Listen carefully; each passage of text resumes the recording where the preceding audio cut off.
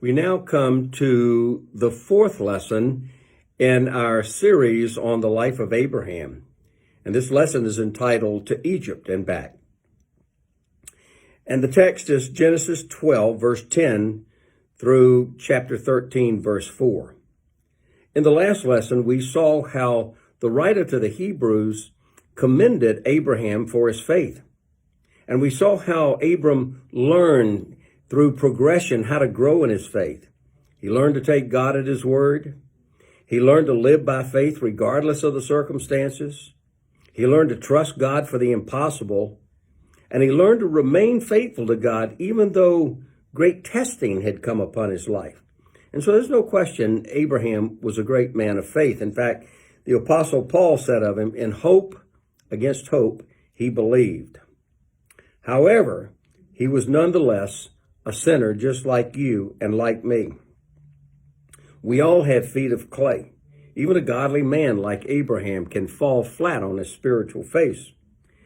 And in this lesson, we're going to look at the first of several disappointing events that take place in the life of Abram. So let me read the text now from Genesis chapter 12, starting at the 10th verse. Now there was a famine in the land, and Abram went down to Egypt to live there for a while because the famine was severe.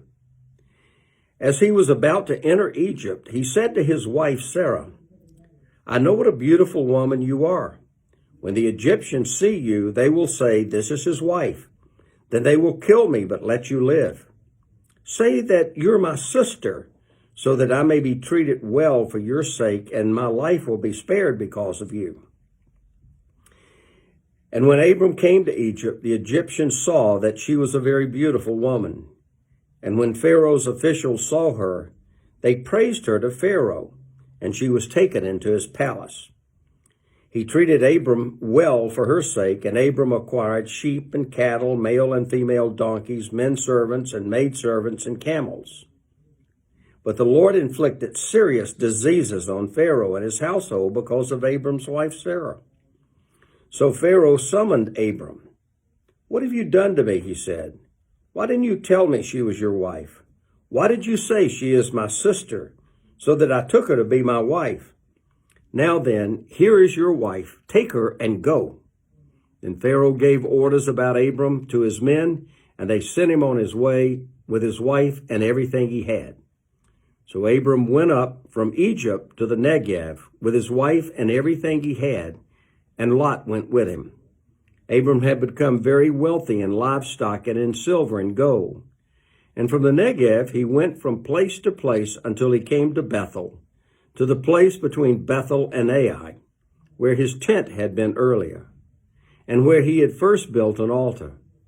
There Abram called on the name of the Lord. In Scripture, most often, Egypt represented opposition to God and his people. Eventually, remember, the people are going to be taken in bondage in Egypt. And almost all through the Scripture, Egypt was a place. It was the enemy. It was the enemy. And to rely upon Egypt, when you see Abram turning to Egypt, to rely upon Egypt meant to trust in human resources rather than to trust in God. Isaiah put it like this: "Woe to those who go down to Egypt for help and rely on horses and trust in chariots because they are many, and in horsemen because they are very strong. But they do not look to the Holy One of Israel, nor seek the Lord." Well, here's what happened. There was a famine in the land of Canaan. And so Abram turned from following God, and he went to Egypt. He went to Egypt for help. Now, let's think about this for a minute. Abram had not had it easy. He had faced a lot of trials. One of the great commentators, Robert Candlish, in his book Studies in Genesis, actually was written in 1868, listed what he calls 7 trials that led to Abram's failure. Here were the trials that he faced. First of all, his wife was barren. They couldn't have any children. Now, you know how difficult that is. God had made a promise, but there was no evidence of the fulfillment of it. And then secondly, his destination was unknown. God called him to go to a land that he knew nothing about. And he stepped out not knowing where he was going. And then thirdly, Abram had to leave his people. Being with your people meant acceptance. But he had to leave those whom he loved and who had known all of his life. And he faced a world in opposition to him. And then his father died. He experienced a great personal loss, a great deal of pain in his life, as any of us who've lost loved ones know, the grief that comes with it. And then Abram found no home. When he got to the land, he found that it was already possessed, and he had to live as an alien, a foreigner in the land that God had promised to show him. And then the Canaanites were in the land. He left the paganism of Ur only to be brought to a land that was filled with more pagans, perhaps even a worse kind of paganism than he knew before. And then, to top everything off, there was a famine in the land. Soon after arriving there, the famine hit. Well, here's the real issue. Often when trials come, we fail to trust God, and we begin to rely on our own resources, and then even on the world for provision. You see, going to Egypt was a very bad decision for Abram because he didn't trust God to provide. He trusted in himself. In the last lesson, we looked at steps of faith. And I believe God put this account here to show us steps of unbelief, because there can be a progression there as well. Just as you can grow in your faith, you know what? You can grow in your unbelief. So look at what happened to Abram in this chapter. The first step toward unbelief was when he failed to trust God fully.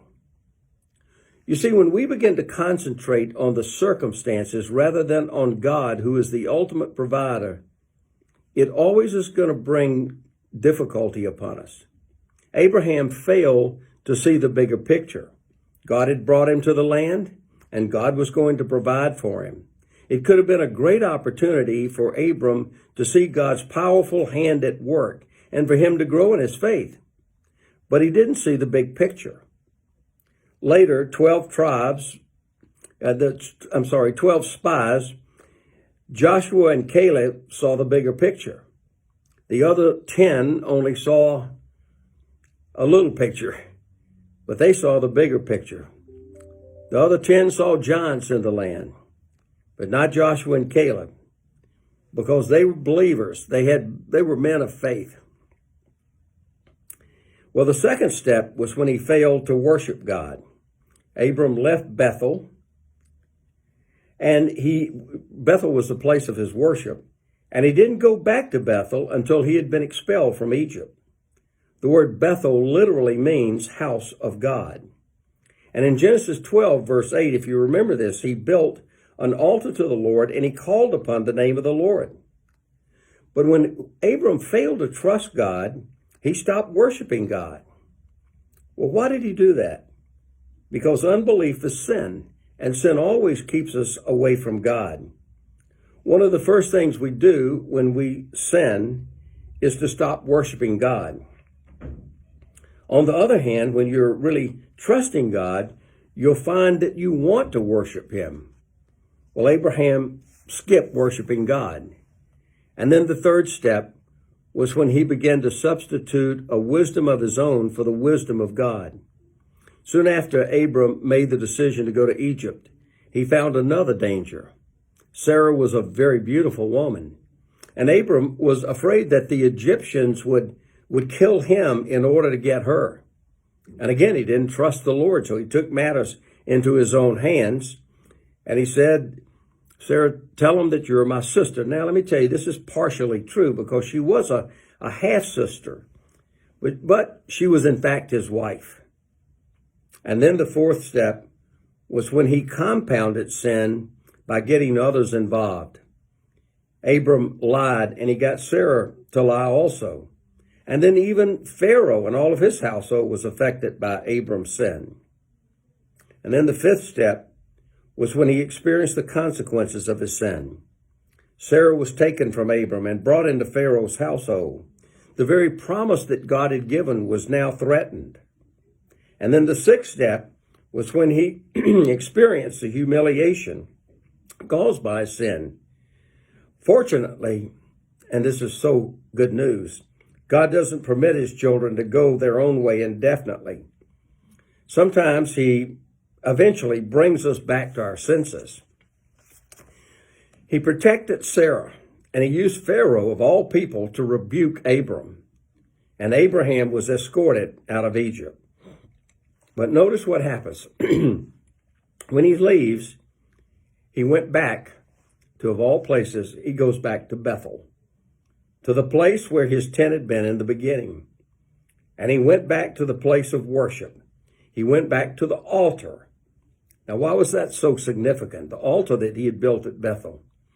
Because the altar is the place where sin is dealt with. Abram knew he had sinned. He had failed to trust God. And so he goes back and he called upon the name of the Lord. Abram grew in his faith as a result of his decision to go to Egypt. God doesn't want our way to be easy all the time. If it's too easy, we won't grow. And there are times that he will allow us to face difficulty so that we can grow in our faith, even when we make bad decisions. We all know and love that great verse in Romans 8:28, that God causes all things to work together for the good of those who love him, who are called according to his purpose.